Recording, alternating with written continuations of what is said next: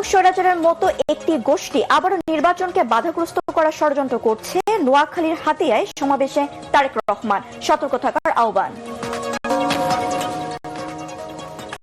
5 বিশ্ববিদ্যালয় ইনসাফের পক্ষে রায় দিয়েছে তরুণরা। এখন দেশবাসীর পর ভোটের প্রতীক্ষায় জামায়াত। কুষ্টিয়ায় শফিকুর রহমান, দেশকে নব্য জালেমের হাতে তুলে দেওয়া হবে না। নির্বাচনে 11 দলীয় জোটের প্রার্থীরা জাতির মুক্তির প্রতীক। চট্টগ্রামে আসিফ মাহমুদ, জনগণকে জুলাই শহীদদের স্বপ্নের দেশ গড়ার সুযোগ কাজে লাগানোর তাগিদ। সারা দেশে নির্বাচনী প্রচার প্রচারণা ও গণসংযোগকে ব্যস্ত সময় পার করছেন প্রার্থী সমর্থকরা, দিচ্ছেন নানা প্রতিশ্রুতি।